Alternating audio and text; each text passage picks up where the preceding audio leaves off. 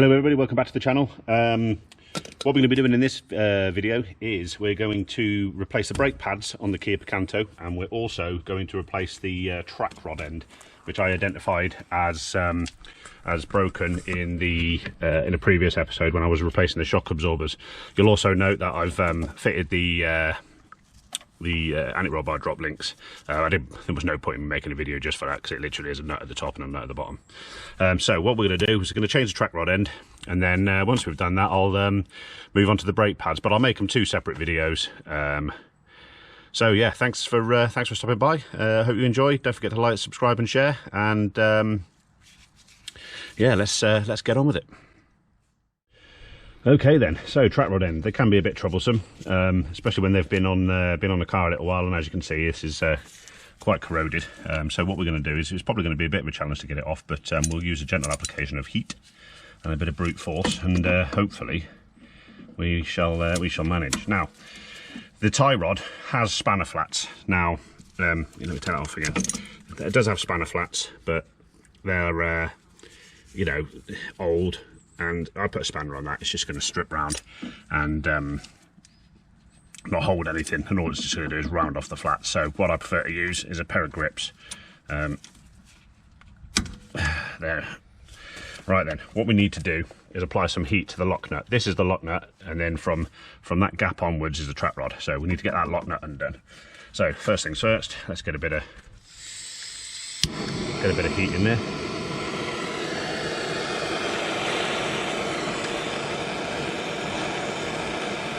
Now, carefully applying heat to a seize fastener 9 times out of 10 will get it undone.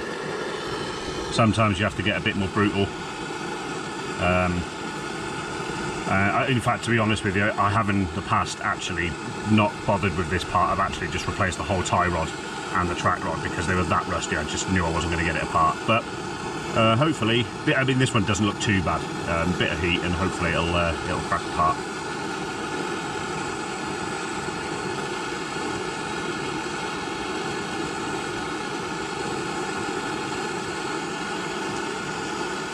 Keep doing this for a couple of minutes, and what I'll do, I'll come back to you in a second.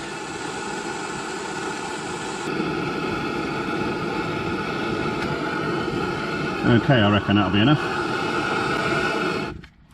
Let's put that to one side where it's not going to burn me.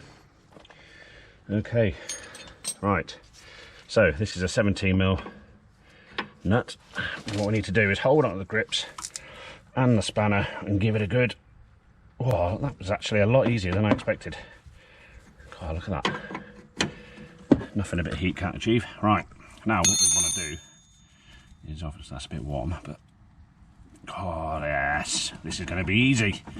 Right then, so that's going to come off the tie rod. We've got the lock nut undone, easy peasy. Right, what we need to do now is get this old rusty split pin out of the castellated nut. Not sure that was actually going to do anything, to be fair. It's a bit horrible. And then crack off the nut. Okay, so far so good.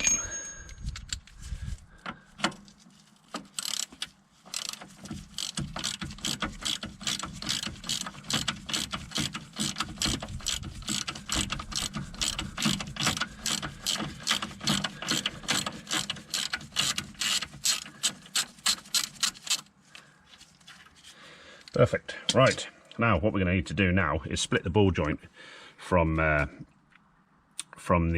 hub carrier. Now this is a tapered ball joint, so it's going to be in there. It's going to be in there well. So what I've got is a specialist tool that'll pop that part with ease. All I have to do is put it over there and then wind it up, and it'll pop it. So I'll go grab it and I'll be right back.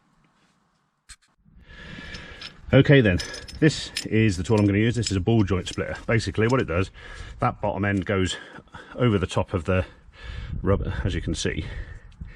This is the reason why it'll fail an MOT, because it's full of water. It's rained here recently and that split boot has allowed water in. So what it'll do is it'll just allow dirt in there as well with a bit of water and a grease. So just turn it to a grinding paste and the ball joint will go loose. So that's the reason why we're changing this. But I thought that was worth mentioning just to prove a point. Right, way this works, it's just a bolt at the back basically. You feed that over the top of the ball joint, wind this up like so till it goes tight. Then we get a ratchet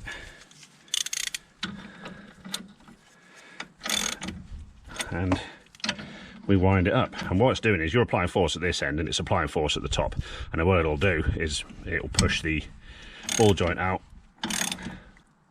Eventually it'll go with a pop, just like so.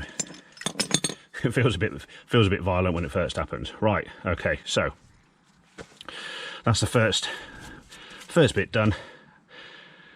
Let's unbox the new one. Okay, here's a trap rod end, the brand new one. These are sided, so you need to make sure you get the right side. Obviously, this is this being the offside. This is a UK car, so let's have a look at what we got. We've got the it should be a split pin in here. Yep, there it is. We've got the split pin as well. All the packaging back in the bag. Right, so there's a split pin. Oh, excuse me. And there's the ball joint and its protective cup. Right, so let's just compare the two. Yeah, we can see that they are indeed the same. Right, let's put that to one side. Okay, right, now the important thing to remember with this is obviously this will affect steering geometry. Now, in order to put it in the same condition as it was before we took it apart, what we need to do is we need to count the number of turns off that this ball joint comes. Now, this isn't an exact science. It's always recommended to have your wheel alignment rechecked after doing anything to do with suspension or steering. So what I'll do, I'll count the number of turns I take this one off, I'll count the number of turns I put the new one on, and it should be in the rough ballpark of where it was. But like I said, I would always advise you to get a steering alignment checked after doing this. Okay, so cracking on then. Let's count the number of turns. So 1, 2, 3, 4, 5, 6, 7, 8, 9, 10, 11, 12, 13, 14, 15, 16, practically 16. Okay, so we need to wind this one on at 16.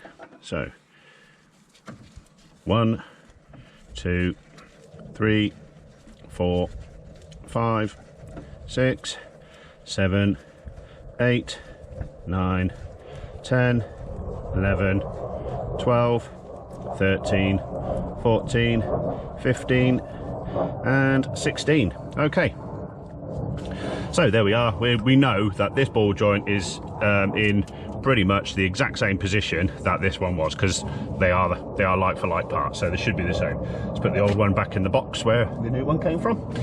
Okay, what we're going to do next is we are going to bolt it up to the steering arm on the hub carrier, and to do that all we do is we push it inside,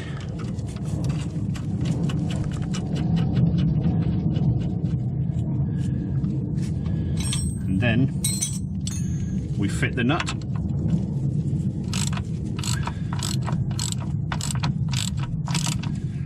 and tighten her up. Now what we've got to do is we've got to align the hole in the threaded stud with the slot. There we are, with the slot in the castellated nut. Let's get our split pin out if I can get into the bag. Okay, the box, and then put the split pin through, and then what we've got to do is just form the split pin simply by bending each of the tangs over like so.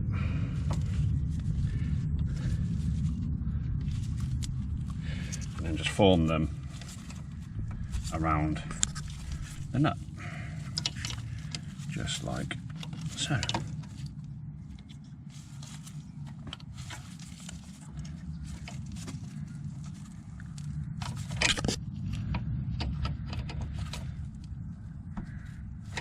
And there we are, split pin formed, so there's no way that that's going to come undone. Now, last but not least, what we need to do is just tighten up the lock nut again. Let's get it up to touch. And because this has been off recently, when this car goes in for an alignment, the alignment system operator shouldn't have any trouble undoing these lock nuts in order to adjust the steering, because the steering is adjusted by undoing the lock nut and then turning the tie rod either in or out to push this out or in. Simple as that. So let's just tighten this up, and there we go. So that is the outer tie rod, the outer track rod end, all replaced and looking good. And that's a nice soft boot on there compared to the one that came off, because the rubber was all perished and horrible and it was really hard, so it's hardly any wonder that it split. But that should be good for a good few years now. Anyway, thanks for coming along. I hope you enjoyed the video. Hope you learned something from that. If you enjoyed it, then please feel free to leave me a comment. Don't forget to like, share and subscribe, and I'll see you all again in the next video, where I will be replacing brake pads. Catch you all again soon. Bye bye.